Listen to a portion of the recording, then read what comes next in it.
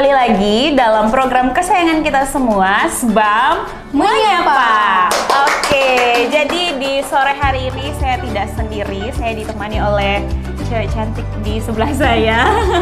Oke, jadi perkenalkan diri dulu nih Bu untuk teman-teman SBAMers yang baru masuk. Mungkin kalau udah sering kenal dengan saya ya, saya Cindy dan Ibu satu di samping saya ini. Silahkan dikenalkan diri saya dulu Bu. Iya, siap untuk SBAMers. Halo SBAMers, selamat sore. Sore. Nah, sebenarnya saya ini udah yang kedua kali ya. Oke. Join di SBAM Menyapa. Perkenalkan, nama saya Citra. Saya sebagai Financial Controller di Swissbell Hotel Ambon. Oke, Financial Controller di Swissbell Hotel Ambon. Oke, jadi kali ini narasumber kita dari departemen yang berbeda karena kita akan membahas terkait dengan tahukah kamu apa bedanya finance dan juga accounting. Oke, boleh silahkan Bu Citra dijelaskan dulu. Baik teman-teman, kita mulai dengan struktur dalam satu perusahaan ya. Oke. Jadi dalam satu perusahaan itu dia pasti ada berbagai departemen. Kalau teman-teman SBAMers ini kan sudah biasa dengan departemen sales dan marketing. Betul. Hari ini dengan kami dari departemen accounting. Oke. Jadi teman-teman kalau accounting dan finance itu mereka biasanya pasti dalam satu divisi yang sama, yaitu divisi keuangan. Ya. Tapi secara fungsi dan juga pekerjaan sehari-hari itu ada perbedaan. Dan perbedaan itu atau pemisahan pekerjaan itu sengaja dibuat seperti itu karena kita tahu bersama kalau uang ini kan hal yang sensitif ya. Sensitif, betul sekali Bu, sensitif Jadi banget ini. memang harus nanti setelah saya paparkan perbedaannya itu teman-teman akan melihat kenapa harus dipisah. Oke. Jadi pada dasarnya untuk finance dan accounting ini dia berada dalam satu divisi keuangan, cuman tugas fungsinya itu beda-beda ya. Oke. Jadi perbedaan ini tergantung dari size perusahaan ya. Oke. Size ini yang saya maksudkan di sini bukan secara uang, tapi dari volume transaksi. Oke. Jadi kalau misalnya perusahaan itu transaksinya banyak nih, biasanya dia pasti akan pisah finance dan accounting. Okay. Tapi kalau misalnya volume transaksinya tidak terlalu banyak, biasanya itu digabung. Oke. Mungkin lebih jelasnya saya tunjukkan diagramnya buat teman-teman. Ya. Boleh admin dibantu supaya lebih mempermudah ya. Oke. Ya, ini contohnya ya. Ini saya ambil sampel aja namanya PT ABC. Oke. Di sini teman-teman bisa lihat dari suatu perusahaan, ini ada beberapa departemen, ada sales and marketing, ada HRD, ada accounting, ada purchasing, dan ada bagian operation. Oke. Nah, untuk finance dan accounting dia ada beberapa bagian di dalamnya. Di sini ada finance department, kemudian ada accounting department, dan ada tax department. Ibu tapi bisa agak maju, Ibu mungkin bisa berdiri. Oh ini ya. Supaya kelihatan lebih jelas nih. Oke. Jadi teman-teman, ada perusahaan yang dia membagi finance, accounting, dan tax department itu seperti ini. Tapi ada juga yang digabung, atau ada juga yang accounting dan tax-nya itu yang digabung. Jadi menyesuaikan dengan size perusahaan sama kebijakan perusahaan itu sendiri. Oke, jadi berdasarkan kebijakan dari perusahaan itu sendiri, entah itu finance-nya mau dipisah sama accounting ataukah digabung, itu tergantung dengan kebijakan dari perusahaan itu sendiri. Betul. Tapi teman-teman SBAMers perlu tahu bahwa finance dan accounting itu sama aja, dia ada dalam divisi keuangan, namun tugas dan fungsinya itu beda-beda. Seperti yang tadi sudah dijelaskan sama Bu Citra ya. Oke, ada tambahan lain nih Bu terkait dengan finance dan juga accounting? Baik, saya lanjut ya. Jadi teman-teman, dalam suatu perusahaan, divisi keuangan ini dia sangat penting. Kenapa? Karena kita tahu bersama semua transaksi dalam satu perusahaan itu pasti melibatkan uang. Betul. Jadi contoh ya kayak sales dan marketing pasti tujuannya kan mencari uang kan? Mencari uang, betul. Kemudian departemen lainnya pasti untuk melakukan kegiatan pasti juga menggunakan uang. Betul. Jadi uang ini dia itu ibaratnya seperti oksigen kalau dalam tubuh manusia. Tanpa uang itu transaksi itu nggak bisa jalan. Betul. Jadi Di- aktivitas di dalam hotel juga nggak bisa jalan kalau Iya, tanpa uang, Bu, ya? pastinya. Karena kan Oke. karena kan di hotel juga kita mencari uang itu untuk mengembangkan bisnis kan, Iya, karena betul. tujuan bisnis itu sendiri adalah keuntungan. Betul. Keuntungan itu ya pasti semuanya berbentuk uang juga. Betul. Sampai ada istilah kan orang suka bilang, oh UUD, ujung-ujungnya Duit, ujung-ujungnya duit, betul sekali. Jadi itu pentingnya uang. Nah, saking pentingnya uang ini, makanya uang ini dia begitu krusial dan uang ini rentan disalahgunakan. Betul sekali. Karena itu finance dan accounting ini pekerjaannya diatur sedemikian rupa supaya menghindari apa yang namanya penyalahgunaan uang atau fraud. Betul sekali, saya setuju sih. Oke, nah berkaitan dengan finance dan juga accounting dan sudah beberapa tadi yang sudah Ibu jelaskan ke teman-teman Sbamers semuanya, boleh lebih kerucut lagi nih Bu, kira-kira scope dari accounting itu, scope dari finance itu apa dan scope dari finance itu apa? Baik, teman-teman, ini saya lanjut ke diagram yang kedua ya. Boleh admin dibantu untuk alat peraganya? Diagram yang kedua, ya. Oke, ini dia. Jadi kalau berbicara tentang keuangan itu, di divisi keuangan itu tidak ada yang namanya oh saling percaya atau oh saya udah percaya dia orangnya Iya. jujur. Tidak seperti itu ya. Semua harus berdasarkan bukti atau semua harus ada resitnya. Betul. Ini kalau teman-teman lihat di sini, ini kalau Oke. anak-anak accounting pasti paham sih. Ini namanya accounting cycle. Jadi Accounting cycle. proses dari satu transaksi sampai jadi laporan keuangan. Ini kalau teman-teman lihat dimulai dari source dokumen. Oke. Jadi suatu transaksi itu kita tidak bisa catat kalau tidak ada buktinya. Betul. Karena itu teman-teman ada kan yang bilang, accounting ini curiga sekali orangnya, Betul masa nggak sekali. percaya. Justru saya sebagai di sales marketing department tuh kadang-kala Bu, kalau misalnya ada bookingan transaksi gitu kan sering diminta nih buktinya mana, Harus ini, buktinya harus mana. itu. Lah kayak nggak percaya aja kan, saya juga kerja di Iya. sales, tapi ternyata memang itu tugas dan tanggung jawab dari accounting ya. Betul. Jadi nggak bisa asal bilang aja udah ditransfer, tapi harus ada buktinya. Iya, karena di sini kita udah lihat ya, untuk melengkapi siklus accounting ini sendiri memang harus dimulai dari source dokumen atau bukti. Betul sekali ya, jadi memang harus ada buktinya mana gitu. Kalau nggak ada bukti nggak bisa dipercaya Iya. ya, karena Ini- sensitif sekali. Ini teman-teman, nanti kita kembali lagi ke diagram ini, tapi saya lanjut dulu ya Oke. pemaparannya. Siap. Oke, boleh dibantu admin? Sekarang kita masuk ke perbedaan antara accounting dan finance. Oke. Jadi teman-teman, secara garis besar itu accounting dan finance itu bedanya adalah kalau finance dia lebih ke seni mengelola uang. Oke. Jadi dia lebih ke pekerjaan sehari-harinya itu bersentuhan langsung dengan uang. Oke. Baik itu uang tunai maupun non tunai. Oke. Seperti deposito, cek, bilet giro dan lain-lain. Tapi kalau accounting dia lebih ke pelaporan. Oke. Jadi orang accounting ini mereka tidak bersentuhan langsung dengan uang. Mereka tidak pernah seperti orang finance yang hitung-hitung uang atau terima uang. Itu tidak pernah seperti itu. Oke. Jadi accounting itu mereka lebih ke pelaporan atau Berarti laporan keuangan. bisa dikatakan sebagai back office ya, Bu? Iya. Oke. Karena kan sebenarnya divisi keuangan ini dia adalah supporting department kan untuk Iya. departemen lain. Betul. Dan di dalam divisi keuangan itu sendiri ada juga yang frontlinernya sama back office-nya. Betul. Jadi istilahnya finance ini sebagai frontlinernya, Iya. accounting ini sebagai back office-nya. Back office. Baik, mungkin saya sedikit menanggapi ya tadi tentang Miss. Jadi accounting ini teman-teman dia itu identik dengan SOP-nya yang strict, Betul. yang kaku dan istilahnya itu kayak berlapis-lapis. Oke. Nah, kenapa seperti itu? Karena finance dan accounting ini mereka adalah filter terakhir dari suatu transaksi. Betul, Contohnya setuju. ya, mungkin teman-teman sales, salah buat transaksi nih. Ya sudah, pasti ujung-ujungnya itu kan akan ke departemen accounting. Betul, untuk dikoreksi ya. Betul.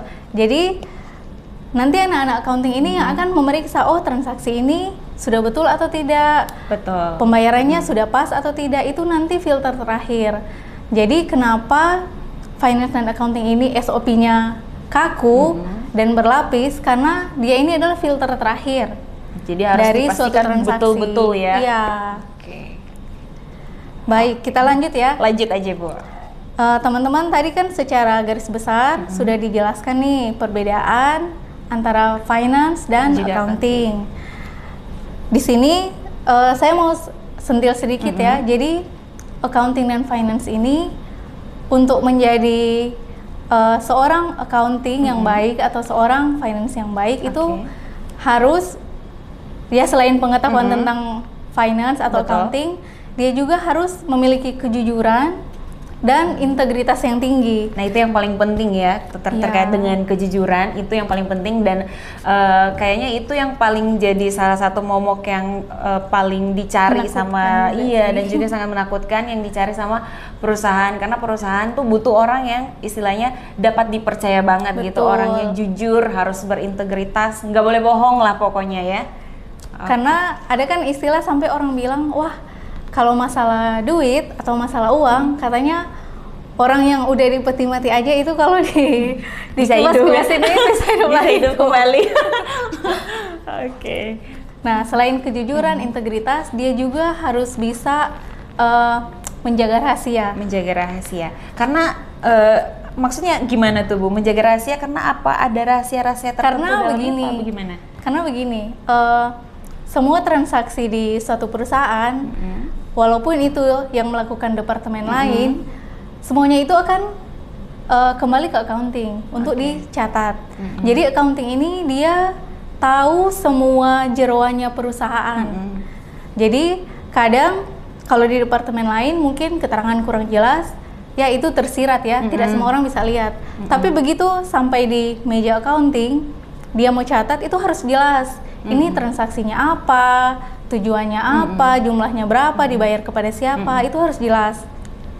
Jadi itulah sebabnya seorang accountant atau accounting ini atau seorang finance, dia harus bisa menjaga rahasia karena dia akan mengetahui semua atau segala seluk-beluk perusahaan.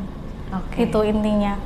Siap, baiklah. Kayaknya teman-teman Sebamers sudah mulai ada gambaran nih ya. Jadi kayaknya berkaitan dengan yang tadi pertanyaan dari Real Fajar ya Bu Ebi ya, terkait dengan miss itu jika ada miss, kayaknya bisa ada kesinambungan sama yang tadi Ibu sampaikan bahwasannya harus bisa menjaga rahasia kan. Mungkin ini amit-amit Bu ya, tapi mungkin kita ambil contoh kasus saja yang terjadi. Mungkin misalnya ada si A melakukan sesuatu yang memang melenceng kan, pastinya sortir akhir dari keuangan itu kan mereka tahu kan ini kenapa melenceng dan sebagainya macam. Nah, disitulah yang tadi Ibu maksudkan kalau harus bisa untuk menjaga rahasia gitu kan. Betul. Oke. Tapi kembali lagi ya, ini kan hal-hal seperti ini itu tiap orang berbeda-beda. Karena itu kita nggak bisa hanya berharap pada orang itu jujur atau orang itu berintegritas. Tidak seperti itu. Harus dari sisi perusahaan itu harus menyediakan SOP yang jelas, Betul. dan juga ketat supaya kepribadian ini ditunjang juga dengan peraturan yang jelas, baru proses dalam finance dan accounting itu bisa berjalan dengan lancar. Setuju sekali Bu. Oke, kita lanjut Bu. Baik, saya lanjut ya. Oke. Sekarang kita membahas tentang finance. Oke. Jadi finance itu tadi kan saya bilang dia lebih ke seni mengelola uang. Jadi uang masuk, uang keluar, uang ini mau dipakai buat apa, itu departemen finance yang mengatur. Jadi di finance ini dia biasanya yang ada di dalam sini skop pekerjaannya itu adalah kasir yang pertama. Jadi kasir ya namanya juga kasir ya. Ini pasti berhubungan dengan uang tunai maupun non tunai. Jadi dia pegang uang kas, dia juga kalau sekarang kan pakai internet banking, dia juga jadi admin di internet banking ini. Kalau ada payment atau ada uang masuk, nah itu dia yang memeriksa atau mencek transaksi di situ. Kemudian selain kasir ada yang namanya account receivable atau bagian piutang. Nah, ini juga berperan penting ya dalam perusahaan karena bisa jadi kita penjualannya udah bagus nih, tapi dalam bentuk hutang. Oke. Jadi orang maksudnya belum bayar, mereka sistemnya kredit. Jadi Sedangkan- tugas AR ini dia yang Iya, ini Bu salah ya? satunya. Oke. Jadi AR ini atau account receivable ini dia menyiapkan tagihan, dia juga menagih dan mengontrol. Siap. Nah, ini butuh skill khusus ya teman-teman Iya. karena ya kita tahu sendiri sekarang orang yang berhutang itu bisa lebih galak daripada yang memberi hutang. Setuju betul sih. Karena memang kayaknya pernah mengalaminya. Pernah. Oke, ya. Oke, lanjut Bu. Nah, ini dari sisi kalau kita yang memberikan hutang Iya. ya ke customer. Ada juga yang namanya account payable atau bagian hutang. Jadi kalau tadi kan bagian receivable dia itu berhubungan dengan penjualan, Iya. dengan sales dan juga dengan customer. Tapi kalau bagian hutang itu berarti kita yang membeli dari orang lain dan Iya. kita berhutang. Oke. Jadi kalau bagian payable ini dia sering berhubungan dengan bagian purchasing dan supplier atau vendor. Oke. Jadi sebenarnya sama ya, AR sama AP ini sama tapi dari dua sisi yang berbeda. Oke. Gitu. Nah, kadang kalau di finance accounting itu kadang kita suka bilang, wah, misalnya ada customer yang lama bayar hutang nih. Kadang kita suka bilang, wah, kita kena karma. Soalnya kita juga kalau bayar supplier lama. Jadi kena karmanya ya. Jadi memang di dalam accounting itu nggak selalu serius ya. Iya. Karena kalau serius terus, wah bisa stres. Apalagi terkait dengan data gitu kan Bu harus Iya. fokus banget, tapi memang nggak boleh terlalu yang diambil gimana-gimananya gitu ya Bu, harus dibawa happy aja. Jadi di bawah happy, tapi intinya sih kalau finance accounting itu dia ikuti aturan aja. SOP-nya apa, aturannya apa, ikuti saja. Itu sih. Iya, betul. Sebenarnya nggak susah. Iya. Oke, kita lanjut Bu yang berikutnya. Baik, saya lanjut. Kalau tadi tentang finance ya teman-teman, jadi sudah ada gambaran mengelola uang masuk keluar itu seperti apa. Sekarang kita masuk ke bagian accounting. Nah, kalau accounting ini tadi saya sudah sampaikan sekilas. Accounting ini kan lebih ke menyiapkan laporan keuangan ya. Betul. Jadi kalau dalam dunia accounting, laporan keuangan itu diibaratkan seperti language of business atau Oke. bahasa dalam bisnis. Karena saat kita mau bilang, oh perusahaan kita ini profitable atau kita untung, kita rugi, kita tahunya dari mana? Pasti dari laporan keuangan. Laporan keuangan, betul. Dan laporan keuangan ini tadi, oh maaf admin, diagramnya lagi. Admin boleh dibantu lah alat peraganya. Ya, teman-teman kalau yang jurusan accounting pasti udah Iya, familiar sekali betul. dengan namanya accounting cycle. Jadi seperti tadi yang saya bilang, kita itu harus untuk menjurnal transaksi kita itu harus memiliki bukti Betul. atau supporting dokumen. Dan bukti ini harus bukti yang valid ya, jangan bukti yang kayak dibuat-buat. Iya. Biasanya orang accounting itu mereka udah tahu nih, oh kalau transaksi seperti ini, bukti pendukungnya harus seperti apa, itu mereka sudah tahu. Jadi dari bukti tersebut di jurnal, ini saya nggak akan bahas secara teknis Iya. ya, karena intinya sih kalau accounting itu debit kredit. Iya. Jadi Debit, di kredit, jurnal, ya. baru kemudian diposting. Di jurnal diposting, baru keluarlah financial statement atau laporan keuangan. Oke. Nah, laporan keuangan ini nanti gunanya membantu manajemen dalam decision making Oke. atau pembuatan keputusan. Siap. Oke, sampai sini teman-teman Sebamers, gimana responnya? Apakah udah mulai ngantuk atau gimana? Mungkin ada yang tahu Mm-mm. kalau financial statement atau laporan keuangan ini kan dia ada berapa? Yang pokoknya itu ada berapa? Nah, Oh, boleh. Cindy kan jurusan ekonomi ya, masih ingat nggak pelajarannya? Jangan ditanya Bu. Udah lupa ya. Jangan ditanya, udah lupa. Ada yang komen Oke. dari Real Fajar. Enak ya Kak, setiap hari mengurus uang. Oh ya, Ya, gimana itu Bu? Nggak enak Gimana? dong kalau uang kita mah enak. Ini Iya. kan uang orang Uang lain orang ya. lain. Kalau hilang selembar aja Iya, udah but-butan betul. tuh. Aduh, gimana ya? Karena memang pengalaman pribadi ya, kalau uang perusahaan itu kita catat sedemikian rupa, oh ini dipakai buat apa supaya Iya. mendatangkan keuntungan dan begini. Tapi kalau uang pribadi itu kayak, wah uang saya ini dipakai kemana ya? Tapi itulah esensinya dari accounting. Iya. Accounting itu kan asal katanya itu accountability atau bisa dipertanggungjawabkan. Jadi memang uang yang kita catat, yang kita lihat, wah berapa miliar, tapi sayang bukan uang kita ya, Oh, itu bukan uang orang kita. lain. Uang orang lain, betul sekali. Jadi accounting itu dia mencatat supaya bisa dipertanggungjawabkan ke owner atau ke pemilik, oh uang ini dipakai buat ini loh. Iya. Karena kan pasti mereka akan bertanya kan. Karena balik lagi pasti datanya mana, ini yang saya kasih sekian. Iya. Pokoknya pertanggungjawabannya itu harus jelas dan juga akurat. Betul ya. Jadi laporan keuangan ini dia udah ada standarnya. Biasanya itu laporan keuangan yang diminta dari suatu perusahaan itu ada 5. Oke. Yang pertama itu profit and loss atau laporan laba rugi. Oke. Jadi dari laporan ini kita bisa mengetahui performance perusahaan dalam suatu periode tertentu. Apakah dia menghasilkan keuntungan atau malah rugi. Betul. Itu dari laporan laba rugi atau profit and loss statement. Oke. Kemudian yang kedua ada yang namanya balance sheet atau neraca. Neraca. Oke. Jadi kalau neraca ini dia menampilkan posisi account-account atau posisi keuangan kita di satu periode tertentu. Oke. Biasanya profit loss dan neraca ini yang paling terkenal ya di Oke. antara 5 ini. Laporan keuangan yang paling terkenal itu Iya, ya.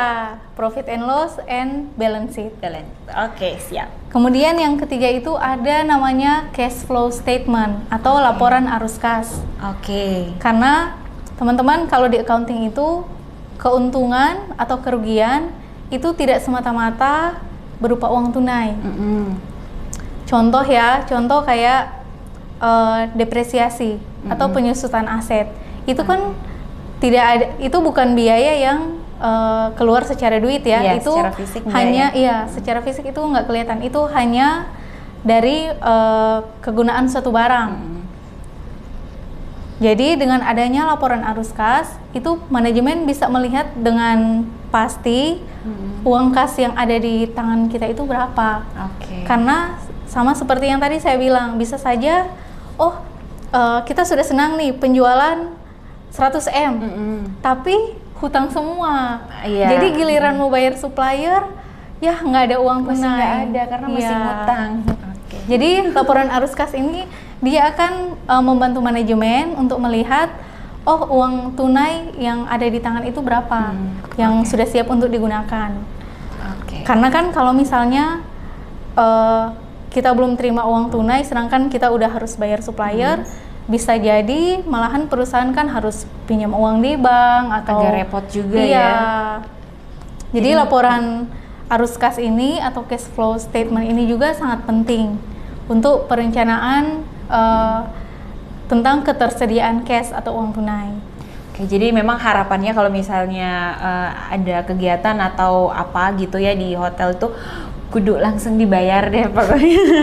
Nanti kitanya Ya gimana dong? Sebenarnya sih kredit bisa ya, yang penting mematuhi inilah kalau misalnya 30 hari ya dibayarnya karena 30 kan hari. biasanya ada sesuai dengan perjanjian Iya. gitu kan, ada yang 14 hari maksimal misalnya. Betul. Atau 30 hari misalnya. Jadi ya diusahakan memang sesuai dengan apa yang disampaikan, disepakati bersama. Betul. Jadi di finance itu kan tadi saya sudah bilang nih account receivable, dia kan menagih ini ada seninya juga. Karena biasanya kan kalau orang accounting itu atau orang finance itu mereka itu kayak nggak bisa basa-basi. Jadi waktu menagih ya udah langsung tagih aja. Preman ya Bu ya. galak-galak. Preman.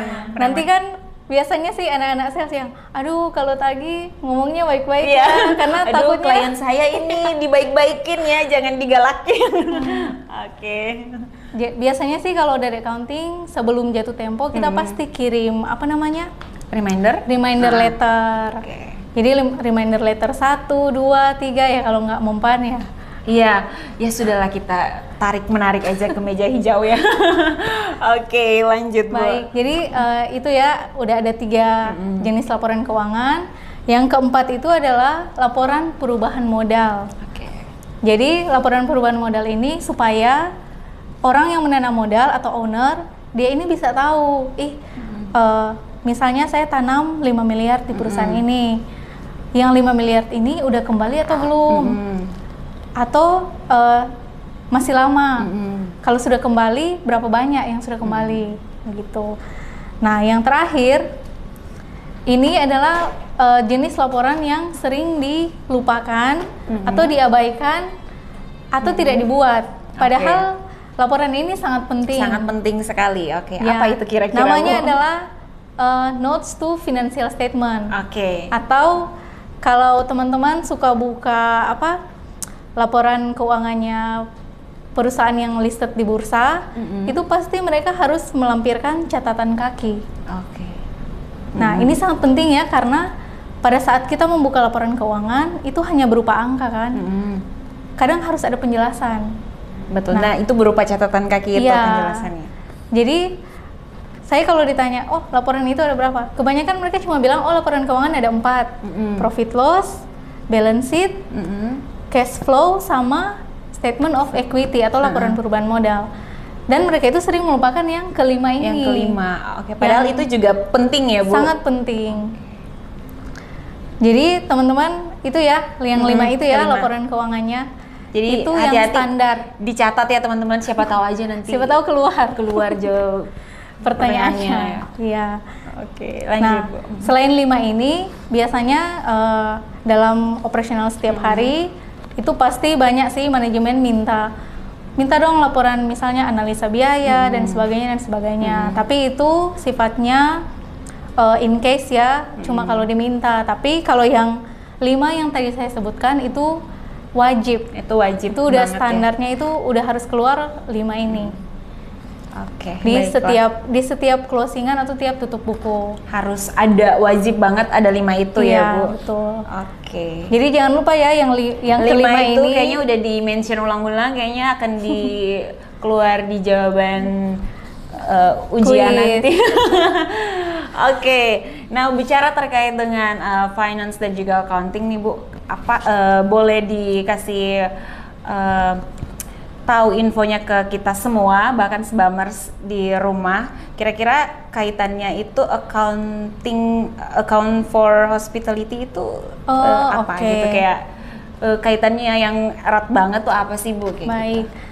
Jadi teman-teman, pada saat kita melihat laporan keuangan suatu perusahaan, ini kalau accounting yang memang benar-benar accounting ya, begitu dia lihat laporan keuangan, dia langsung tahu, oh ini perusahaan bergerak di bidang apa. Ya. Jadi kan dalam dunia bisnis itu kita kenal 3 kategori utama ya. Yang pertama itu manufacturing atau pabrik.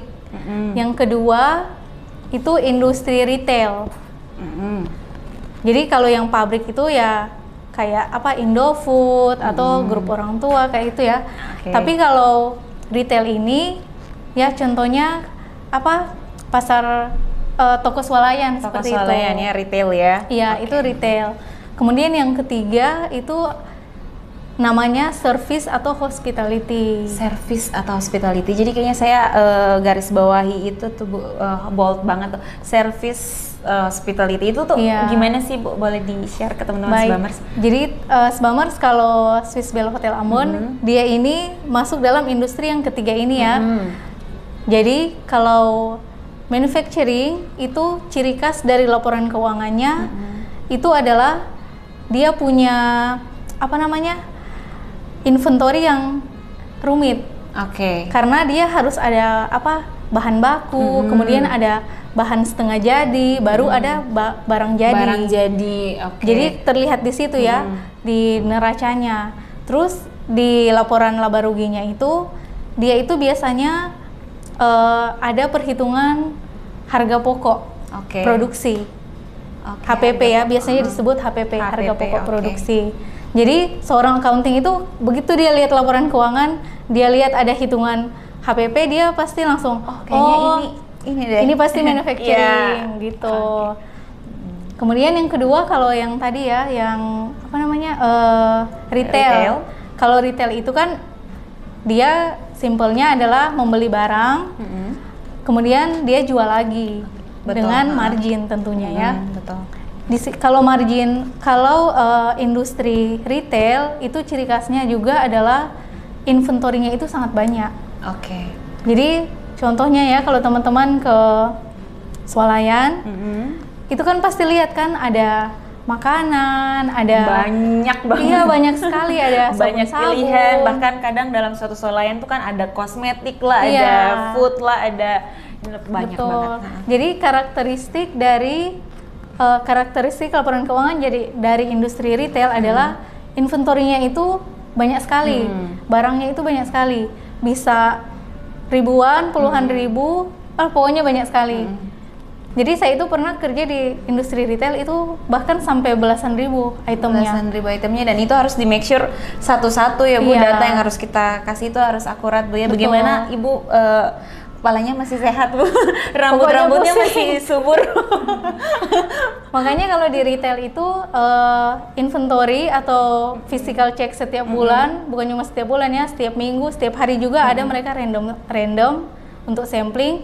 Itu wajib. Karena kan barangnya banyak nih, pasti di akhir periode wah ada aja yang Ada aja, selisih-selisih. betul sekali. Dan itu gimana tuh Bu kalau misalnya selisih, bagaimana cara untuk menanggapi selisih tersebut? Bahkan misalnya untuk di hotel sendiri ya, kalau di Swiss Bell itu bagaimana nih Bu? Misalnya ada kejadian Selisih nih. selisih, misalnya kurang, waduh saya tagihnya kurang nih, gimana ya? Itu apakah memang orangnya harus langsung bayar ataukah harus bagaimana Nah, prosedur? kembali lagi ya, kalau accounting itu kan dia harus sesuai bukti. Jadi pastinya kalau terjadi diskrepensi atau selisih atau apapun itu pasti harus dicek dulu.